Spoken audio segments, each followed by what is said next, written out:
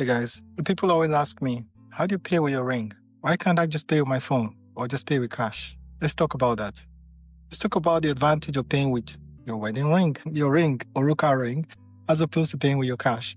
So I'm the CEO of Oruka, clearly. So I love Oruka. I love my ring. I love my convenience. So clearly I'm trying to preach here. Okay. Guys, listen to bear me out with this one. Okay. So I want to understand what payment rings are, how they work, how they're structured, and why we're different, I suppose, from other payment ring providers. So Oruka is a payment ring where we allow users tap to pay. Okay. So that would mean that you don't need your wallet, you don't need your phone, you don't need your cash anymore. You can just walk around with this. In fact, you can get on a plane. Just got off a phone with someone there who didn't know. I was walking around with this and had this card and had this app, and then was stranded because he tried to pay for something in India. It's based in USA. Tried to pay for something in India and he got stranded. I was on the phone with him and he's my friend. And I said, but you've got your Uruka ring. He goes, yeah. I said, pay. He couldn't believe it.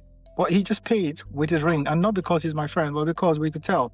So if you have a fintech app, your banking app, your bank has to know exactly where you are. But your ring is on your finger. We know it's on your finger. We know that you are possibly in India because we can track and we can see where you are and where you make payments, which is very different from your banking app on the one hand. Number two, if it gets stolen, you can just block it again wherever you are in any part of the world. And the way we have it, this is a prepaid ring. Therefore, you don't get exposed directly to your bank account. And I'll talk about this separately. So there are a few banks, a few payment apps that allow your rings, that allow you just take payment directly from your bank. So that would mean if this gets stolen, your bank is stolen. If this gets stolen, your ID is stolen. But for us, if this gets stolen, whatever you have on it, at that window is what they've stolen. In fact, I've been where I had like $10 and I know I only have $10 and I lost it. I couldn't be bothered. I was like, when I find it with no batteries. So unlike your Apple Watch, this has no battery. I want to talk a little bit about this from a historical point of view because again, people talk about this and they're shocked that you can pay with a ring. So I'll tell you why, right? Because I remember, and again, I'm going to say how old I am here, but I do remember when we always had to pay with cash. In fact, if you travel to another country, you had to make sure you had cash. I moved from Nigeria to Ireland in 2003. And my parents, literally, I remember they had $290 and they gave me cash and said, there you go. This is all the cash I have. $90, right? I remember I had to go pay, no, £290. I went to Ireland. And then we had to go pay for a few things, pay for Airbnb, but that was it. You had to take that cash. You had to go convert the money. Okay, it's all changing now, but those days it was the most reckless thing then to move from cash to cards. Because it was like, whoa, anyone can steal that card and run away with it. Oh, okay, what is this? To forge your signature? So you had to sign. In fact, the US would be behind on that. When Europe, Africa, everywhere, you had to sign for it. You didn't have to sign because when you have the card, people know you have the card and it's known your bank also knows you have the card.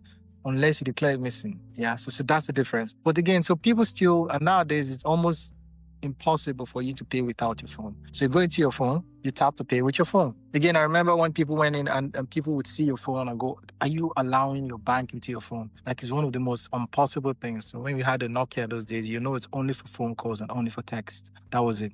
But now you can go ahead and you can make payments from your phone. And it's almost crazy to think about that people walked around with cash those days. I remember there were a few arguments then. People were like, number one, you don't want to put your bank details on your phone because someone could steal your phone. Unlike your bank details where it used to be. Those days, if anyone remembers this, you had to be on your laptop or your machine at home to do any bank transfers. You had to make sure you check everything, you put in your bank details. And in fact, you might have a landline to check, but you had to have your laptop, not on the phone. Yeah, because you're worried about someone stealing it. It was too risky. A few people were like, okay, I'll just use my card at the worst case. Okay.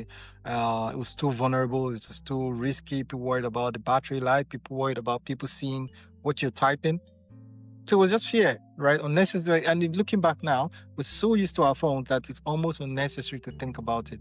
Like right now, people are walking around making transfers on their phones, which is the other side now, because now we're so comfortable with our phones. But the idea is just the convenience, okay? Because the idea of you having a phone and a wallet is too much, right? People just walk around with phones these days because it's annoying to walk around with that. So convenience is always key. We're lazy, believe it or not. Humans are lazy. If there's anything we can do not to burn an energy, we will do it. And that's why rings are going to be around forever. That's how we know, we're going to a stage where we'll not even have rings. We just show up and pay because we don't like to move. We love convenience to a T, But the point that I'm trying to make there is the fact that things have changed a lot. Things change a lot that people don't realize why or that's changed already.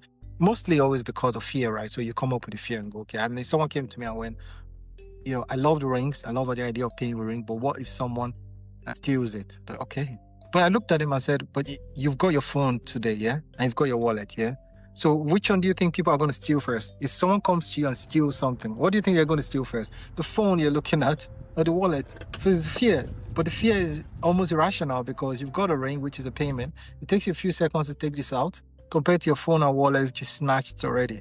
So in terms of risk, your phone and wallet is more risky. Someone sees you, the first thing they say is, give me your phone and your wallet. Definitely not this plastic looking ring, but this is ceramic, by the way, zirconium. This is zirconium ceramic, which is very, very strong, durable, because it's very strong, well made. Check this out, oruka.com. But the point I'm trying to make is when someone sees, they don't know what it is, okay? So and we have this in black, white, gold, silver. So people getting married actually buy the gold one of this, and then you think it's a wedding ring, but it's actually a payment ring, a bank. But the first thing is people freak out and go, okay, they worry about it getting stolen. But the point is, if it gets stolen, your watch, currently what you're using today, your cash, your wallet, the phone will be stolen first before it rings. Yeah, so that's something to watch out for. Suspicion as well, same thing. People are worried about, connection of a ring to their bank. And I talked about this at the start. So here's the point. You're right. So a lot of wearables. So there are a few wearables. If you go in and search payment ring or wearable rings, you'll see a few users there. Really cheap ones. So there are a few cheap ones that almost like, I don't insult anyone, but it's like going to an iPhone and then you go into an iPhone and go in and search in China. You will get an iPhone in China. The question is which one is which. Yeah, the iPhone in China, you can buy it, but you're not sure about the quality. So that's the difference. And number two, then even if you come here, you know the difference between, there's always an argument between an iPhone and an Android. You know the difference, right? So that's key. I'm not going to go into an argument, which is more important here. But the idea, I think the point I'm trying to make is the fact that there are differences in quality. So the payment rings you see are actually wearables in the sense that someone manufactures the wearables. So there are three different people here. There are three different pieces, just so you know, guys. There is the wearables, which is the ring. There is the fintech, which is the app that connects to ring. And then there is the bank who hold the money. They hold the money. Okay, so now those are three parties you always deal with. So when you see a ring online, the ring is the ring. Okay, and then what will happen is you buy the ring, then you go look for a fintech app. They will tell you where to go download the app. You download the app, and you hope that it connects to the ring. I'll talk about that in a minute. And then we'll go from there then into the bank. And then the bank holds the cash. And you better make sure that the bank works. Okay. Because the idea now, you have three different people you're working with. Okay. And the three different people may or may not work with however you work with your bank. So you need to check if your bank is supported. You need to check if that app supports your country. And then lastly, the ring as well. Then you check if the ring is the right size, which I think is the easiest part. As long as you can get the products and you pay for it. So that's one thing. The difference now between us is that we're the three. So we hold the ring, you buy the ring from us. We're the fintech, we connect it and we send you your ring. So you do nothing.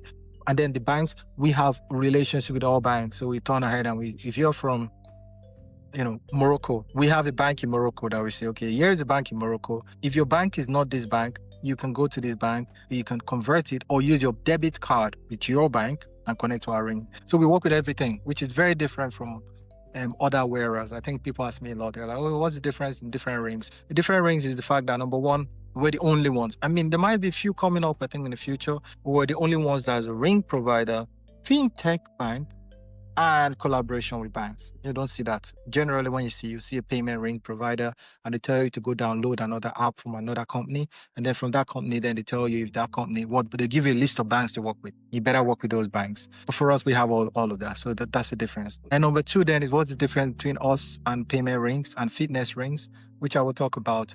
But for us, we're working on getting the payment ring and a fitness ring together. We keep an eye on that. Right now, we have payment rings. And then we have a fitness ring. So we have payment and fitness, which are two different rings. And by January or February, we will have payment and fitness rings together, which I think is very cool. And it'll be cheaper than our competitors. I think Aura are trying to do this as well. And I have a whole episode which I'll talk about Aura, okay, and what they're doing and why it's different. Because I'll tell you right now, so a fitness ring is a fitness ring because it tracks your vitals. Unlike a payment ring is a MasterCard, it's a payment. So that means it's a chip inside here. If you see any of your fitness rings, it has a biometric calculator in here. So your biometrics checks your pulse and tries to calculate your vitals, your steps, your blood oxygen level, your glucose level, your sleep pattern. It tracks it on the ring. That's very different because you can't put the payment and the fitness rings together. Yeah, so it's very, very different, and it is something we need to watch out for, where it's complex, in my opinion. And that's why these guys are not doing it now. They could have done it easily. They're worth billions, okay? And they've sold 5 million rings. But it was easy enough to set the fitness rings up. But payment rings is always very complex because number one, you're working with banks. Number two, there's not enough money in it. Yeah, I can tell you right off the bat, there's not enough money in payments. Aura sell their rings for, I think, close to $300, $400, which is huge. But that's because, number one, humans are the same across the board, number one. So they can sell to everyone. And number two, they have the money as well. And the margins are huge on those payment rings, on the fitness rings. But for payment rings, you have to work with banks. You have to work with regulators. And people are more cautious with the money here. So for us, we can't sell this for 500. All right, but say, go online, you can search it, www.oruka.com. Depending on what country you're in, you have different pricing. But we're roughly about the 100 to 150 mark, depending on which country you're based in. But what's important, the difference between the payment ring and the fitness ring is just the margins and the calculators, the pulse checks. And you can't do both, I think. We'll see. We'll be the first to do both, I think. That'll be exciting. I can't wait to do that. Again, we're doing it for our customers. Our customers ask, we deliver. That's it. We have no profits. We don't care about shareholders. We have no boardroom. This is my boardroom right now. So that's important to note. So I'll go back and just talk about, payment ring and fitness rings and, the difference, right? So in the future, as I see it, in the future, we started with cash. We moved on to mobile payments. Mobile payments are starting to disappoint because of battery life. Because of security and risk around the cities, we're now moving into rings. Where do I see us going? Biometrics, I think, is an interesting one.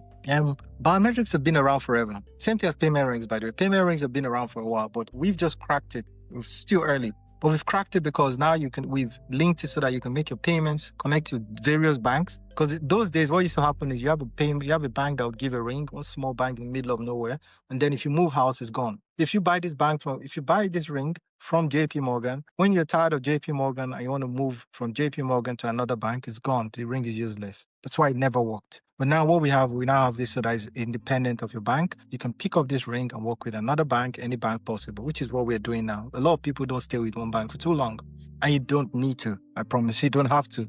Hunt for the best banks, use various banks, and then you have a payment that you use going forward. So we've cracked that model, which I think is important. And then the question now becomes, what's the future? So the future, in my opinion, would be biometrics, but not biometrics as we know it, because biometrics is used today, guys. So if you go to the airports, if you go to anywhere in terms of going into the office, you can use your biometrics to get into the house. You can use that to get into the country. You should be able to use that to get payment. But I don't think it's going to be in this form. So I don't know what it's going to look like. I'm going to bow out of that question with that. I don't know what it's going to look like.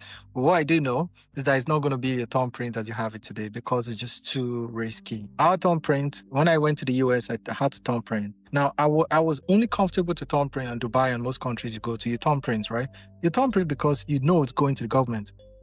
And you hope it's safe for the government. The governments, hardly do they get hacked, okay, because of security. If you go to your local shop market, and you put your thumb print in your local market, where do you think the data is going to? It's going to the local market. So they walk around and then they see your face and then they put it in a warehouse somewhere, or just put it in the warehouse. That's actually where they store their data. It has to be in the warehouse. Now, if the warehouse gets robbed, that's your data gone. The black market. You can't get another face. You can't get another thumb print. So that's a concern that I see across, if you ask me, across biometrics and why it hasn't taken off yet. It's just too risky. It's not versatile enough. And the way I see it is it has to change into something else in the future. I don't know what it is, but it's going to be something else. I mean, this ring, I've said it already, this ring, you can take it out and throw it away if you want, if you don't want to wear it anymore. Or you can move to, you can move to Ghana and then change this so that it uses Ghanaian cedis. You can move to, Argentina and change it and uses the ARS in Argentina.